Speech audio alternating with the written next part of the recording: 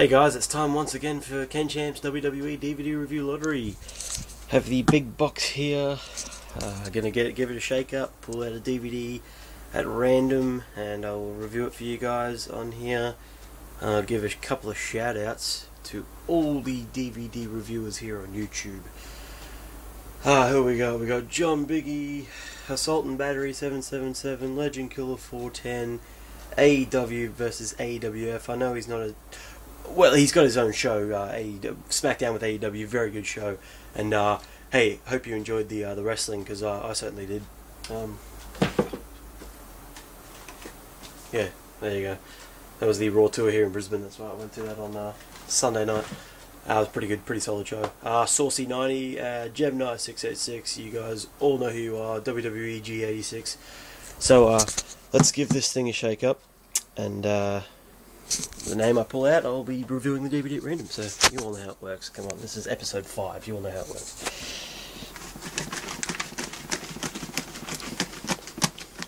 Alright, that's a, yeah, that was a game with some aftershave. It's David Beckham aftershave. It's pretty good. That's the box, by the way. I just use it as a spare thing. Little interesting fact about DVD Review Lottery. Alright, the DVD we'll be reviewing today, No Way Out 2007. No Way Out 2007, guys, there it is. Everyone knows how I feel about the year 2007 personally. I thought it was one of the worst years in WWE pay-per-view wrestling history. I'll just have a look at the DVD there. There it is. This was probably one of the weakest pay-per-views from this year, considering the star power in the main event. I mean, you had the two WrestleMania main events going at it in a tag team match.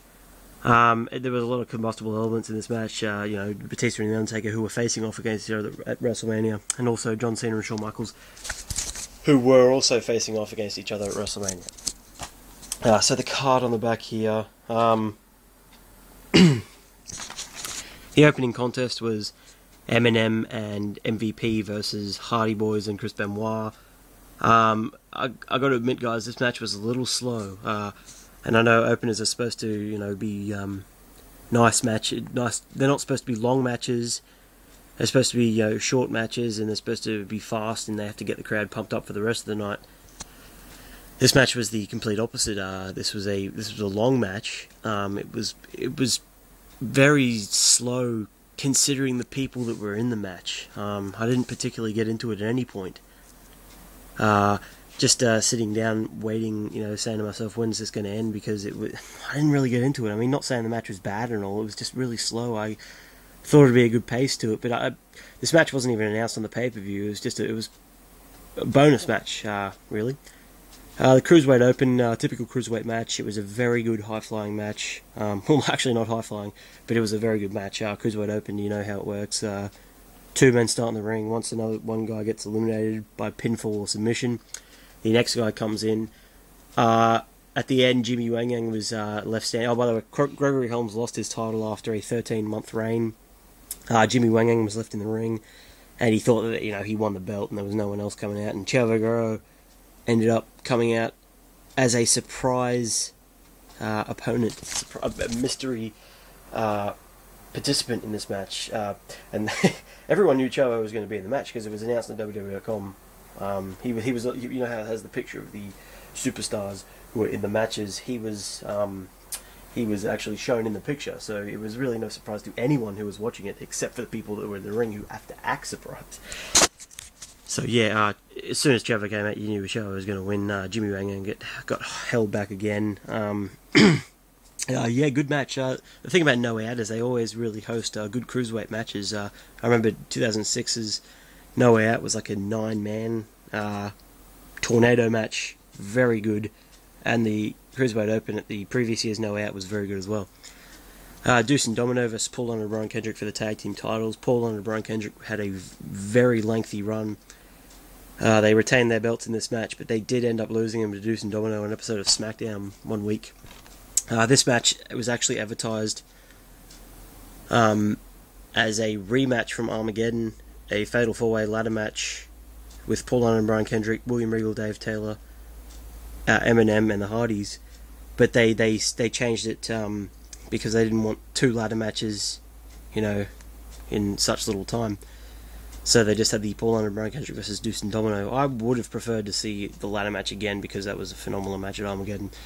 But what can you do about it? Boogeyman and Little Boogeyman versus Finley and Little Bastard, aka Hornswoggle.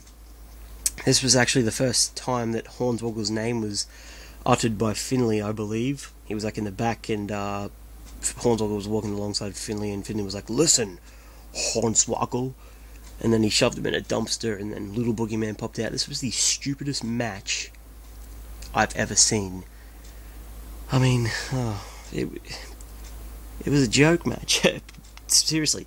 And in a place like the Staples Center, rest in peace, Michael Jackson, the Staples Center, that is synonymous with wrestling, hosting this year's SummerSlam, and you've got the Boogeyman and Little Boogeyman versus Finley and Hornswoggle. This was, don't forget, the Staples Center was the stage for WrestleMania 21, so, you've got these 4 people in the ring, and they have a match like this, and, I don't agree with JBL on most parts, but, the thing he said before the show, how he said this is like a horror movie, but the thing about it is it's not a very good one. I mean, believe me, I probably hate JBL's commentary the most, but I had to agree with him on that part. It was just what are we watching here? Bad match. Kane versus King Booker. This really came about from the Royal Rumble when King Booker eliminated Kane. Then and there, I knew these two were going to have a match at No Out, and this was a good match. It was probably one of the most hyped matches on the pay-per-view, considering that it was so far up the card. I think Kane won after a chokeslam. It was pretty good. It wasn't too long, and there weren't a lot of slow points in the match, which was unusual for Kane. But it was all right.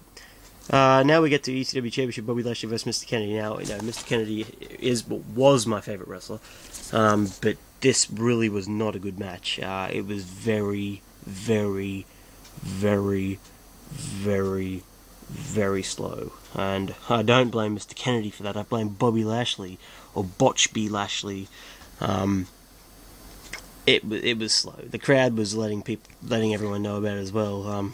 A lot of submission wrestling, which is good, but it was a lot of sleeper wrestling, and the crowd was really not into it, and the crowd was bored.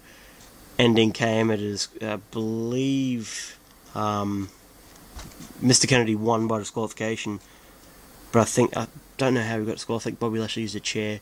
Bobby Lashley got really angry and started hitting Mr. Kennedy with a chair like about 12 or 13 times at the end. One of those segments where you just want to skip it. It really wasn't anything worth watching. I didn't really like seeing it either. And the main event was Batista and The Undertaker versus John Cena and Shawn Michaels. This was the best match on the card, but yet I didn't particularly enjoy it all that much. What can I say about it? I don't really remember a lot about the match here. Well, anyway, I'll just tell you at the end, Batista ends up turning on Undertaker, which is a good move because I really didn't want to see. I know that Batista ended up getting a good reaction after the match, not directly after the match, but the weeks after the match. So they kept him as a face, and but there was still that kind of those heelish tactics from Batista, and that was good going into WrestleMania. It really added some spark to that match at WrestleMania. And John Cena and Shawn Michaels, they ended up working as a team in this match, which is no surprise. They were the tag team champions. And John Cena got the win in Undertaker after the FU, after Batista spine busted him. But all in all, No Out, 2007. I just didn't get into it. Maybe if I watched it again, I might have a different opinion, but I'm pretty sure I won't because it just really wasn't all that good of a pay-per-view. I didn't expect anything going into it. In the first place, but anyway, I'm kenchamp, guys. That's been another edition of the DVD Review Lottery, episode 5. Hope you guys are enjoying it. Please leave some more comments. I beg you, some more views, some more comments. Let me know how this is going. I know that I've had some good support and a lot of subscribers. I've got 160 subscribers now. I know that doesn't seem like a lot, but it's good enough. Let's keep going. Let's go up to 500. Let's keep going to 1,000. But as for now, it's alright. So I'm kenchamp, guys, and see you guys later.